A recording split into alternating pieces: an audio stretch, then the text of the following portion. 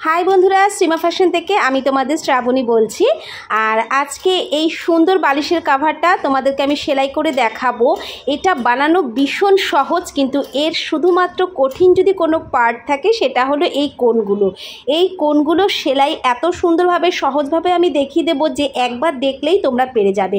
আর এই বালিশের কাভারটা বানানোর পরে যদি ঘরে এইভাবে সাজানো হয় তাহলে কত সুন্দর লাগে দেখো। তোমরা দেখে নিশ্চয়ই বুঝতে পেরেছো। তা চলো কাভারটা বানানো শুরু করি। প্রথমেই যেই বালিশের কাভার বানাবো সেই বালিশটার মাপ নিয়ে নিতে হবে। এর আগে আমি অনেকবার মাপ নেওয়া দেখিয়েছি, তবে নতুন যারা দেখছো তাদের জন্য আবারও দেখিয়ে দিচ্ছি। ফিতাটাকে এইভাবে উল্টো করে রেখে তারপর এমনভাবে ঘুরিয়ে বালিশের লম্বার দিকটা মেপে নিতে হবে। টানাটানি করলে হবে না, ঠিক এইভাবে ধরতে হবে। আমার এখানে এসছে এটা 41 ইঞ্চি লম্বায়। চওড়াও সেম এইভাবেই নিয়ে নিতে হবে। বালিশটাকে এইভাবে চওড়া করে নিয়ে এবার এটা মাপ নিয়ে নেব। এটার হচ্ছে আমার চওড়ায় এসছে দেখো 30 ইঞ্চি। তা চলো এবার আমরা কাপড়টাকে কেটে নেব। এখানে দেখো আমি একটা কাপড় নিয়ে নিয়েছি, এটা আমি কেটে নিয়েছি। এটা লম্বায় আমি নিয়ে নিয়েছি দেখো 21.5 ইঞ্চি, আর চওড়ায় আমি নিয়ে নিয়েছি 16 ইঞ্চি।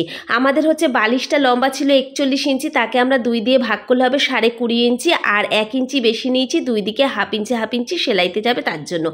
চওড়াতেও সেম তাই করেছি। 30 ইঞ্চিকে 2 দিয়ে ভাগ করে হচ্ছে 15 ইঞ্চি, আর তার সাথে আমি 1 ইঞ্চি বেশি নিয়েছি ওই হাফ ইঞ্চি করে সেলাইয়ের জন্য। এবার দেখো চারদিকে যে বর্ডার হবে তার জন্য আমি কাপড় কেটে নেব। এখানে দেখো আমার ফুলগুলো নীল রঙের আছে, তাই জন্য আমি নীল কালারের একটা কাপড় নিয়ে নিয়েছি। এবার বর্ডারের চওড়াটা আমরা কতটা নেব, আমরা যতটা চওড়া বর্ডার রাখবো তাকে প্রথমে 2 দিয়ে গুণ করব। আমি 1.25 ইঞ্চি চওড়ার বর্ডার করব, তাকে 2 দিয়ে গুণ করলে হবে 2.5 ইঞ্চি।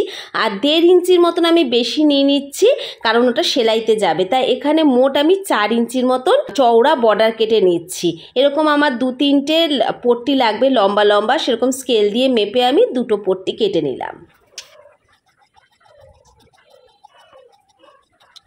পট্টিগুলো কাটা হয়ে গেছে। এবার এই পট্টিটাকে এরকম ডবলে ভাঁজ করে আমি এখানে আয়রন করে নেব, তাহলে আমার সেলাই করতে সুবিধা হবে। পট্টিগুলোকে আমরা আয়রন করে নিয়েছি। এবার প্রথমে যে আমরা সাদা কাপড়টাকে কেটেছিলাম, এবার তার চারধার দিয়েই পট্টিগুলো কিভাবে জোড়াতে হবে দেখো। প্রথমে এইভাবে বসিয়ে নিয়ে ওপরে এমন পট্টিটা রাখতে হবে, আর কিছুটা পট্টি সামনের দিকে বের করে রাখতে হবে সেই কোণটা সেলাই করার জন্য। ঠিক আমি যেইভাবে বসাচ্ছি এইভাবে বসিয়ে প্রথমে আমরা পিন মেরে নেব, তাহলে সেলাইয়ের সময় সরে যাবে না। যেহেতু এই কাপড়টা একটু সিল্কি, সরে যাবে, তার জন্য পিন মেরে নিলে সেলাইটা খুব ভালো হবে। সামনের দিকে আমরা যতটা কাপড় বেশি রেখেছি লাস্টেও ঠিক ততটা কাপড় বেশি রেখে এভাবে কেটে দেব। ওপরে যেইভাবে আমি পট্টিটাকে বসিয়ে কেটে নিলাম ঠিক 3 পাশেও সেমভাবেই আমি পট্টিটা লাগিয়ে কেটে নেব। আর চারদিক থেকেই কিন্তু একটু একটু করে কাপড় বেশি রেখে দেব। চার ধার দিয়েই দেখো পট্টিগুলো বসিয়ে নিয়েছি। আর দেখো চারপাশ থেকে আমি যেইভাবে পিন মেরেছি ঠিক সেইভাবে আমার সেলাই করতে হবে। তবে সেলাই যখন করব এখান থেকে হাফ ইঞ্চির মতন কিন্তু ছেড়ে দেব। একদম মাথা থেকে সেলাই করব না, নিচের যে কাপড়টা আছে সেই কাপড়টার হাফ ইঞ্চি ছেড়ে তারপর আমরা টানা সেলাই দিয়ে নেব। আর নিচের দিকে এসেও কিন্তু আমার হাফ ইঞ্চি কাপড় আগেই কিন্তু সেলাইটাকে শেষ করে দিতে হবে।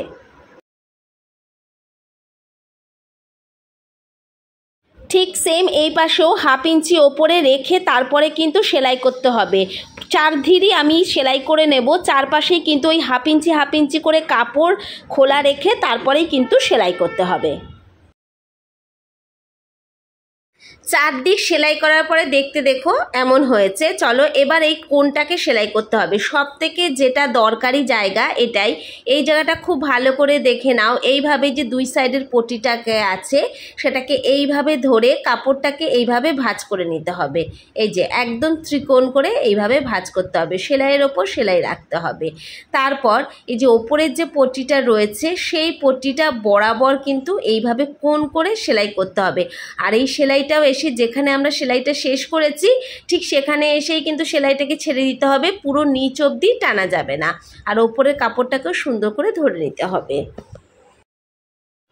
এই মাথাটাতে একটুখানি বারবার করে এরকম ক্যাঁচা দিয়ে দিতে হবে যাতে ওটা পোক্ত হয়ে যায়। তারপর এরকম করে টান দিয়ে সেলাই করে নিতে হবে। আর আমার সূচটা একটু ভোতা হয়ে গেছে তাই এরকম একটুখানি সেলাই পড়ছে। যাই হোক, এবার সাইডে হাফ ইঞ্চির মতন কাপড় রেখে বাকি কাপড়টাকে কেটে বাদ দিয়ে দিতে হবে। আর এই মাথার এখানটায় দেখুন এইভাবে সোজা কাট লাগিয়ে দিতে হবে। এবার এটাকে উল্টে নিতে হবে।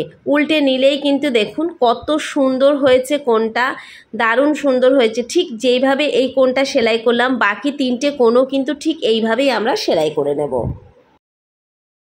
বাকি 3টে কোণও আমি সেলাই করে নিয়েছি। এই যে দেখো, তোমাদের কোণগুলো আমি দেখিয়ে দিচ্ছি কতটা সুন্দর হয়েছে।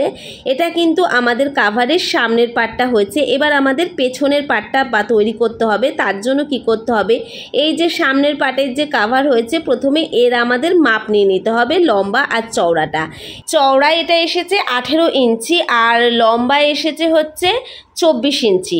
এবার এটা লম্বায় যতটা আছে তার থেকে কিন্তু আমরা 5 থেকে 6 ইঞ্চি বেশি নিয়ে নেব, যেহেতু পেছনে এটা এক্সট্রা একটু কাপড় বেশি লাগে তার জন্য।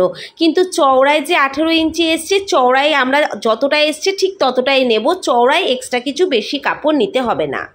পেছনের কাপড়টাকেও দেখো আমরা কেটে নিয়েছি, যার চওড়াটা রেখে দিয়েছি দেখো 18 ইঞ্চি আর লম্বাটা আমরা নিয়ে নিয়েছি 30 ইঞ্চি, মানে 6 ইঞ্চির মতন আমি বেশি কাপড় নিয়ে নিয়েছি।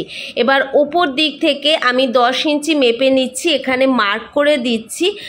তারপর স্কেল দিয়ে এই দুটো মার্ক সোজা মিলিয়ে দিয়ে আমি দাগ দিয়ে দিচ্ছি।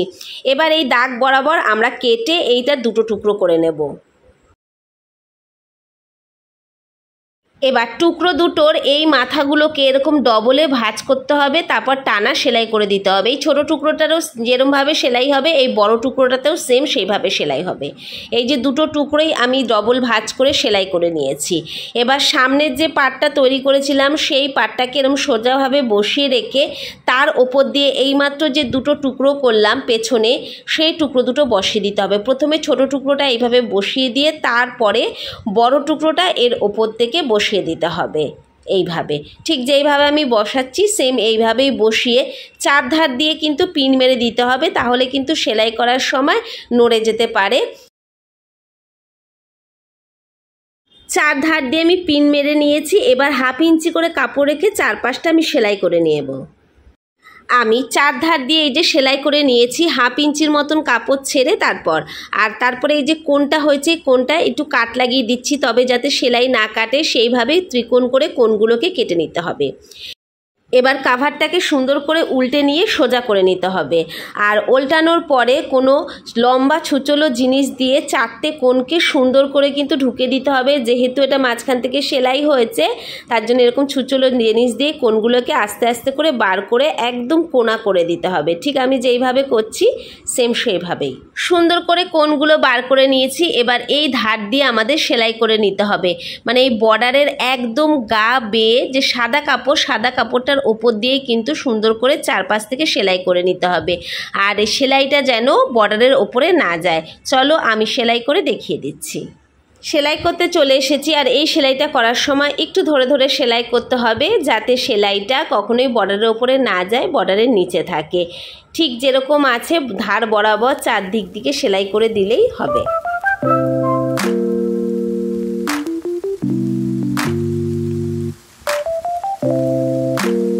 দেখো কাভারটা আমার একদম রেডি হয়ে গেছে। এবার যেই বালিশের এই কাভারটা বানালাম সেই বালিশটা এর ভেতরে ঢুকিয়ে তোমাদের একটু দেখিয়ে দিচ্ছি।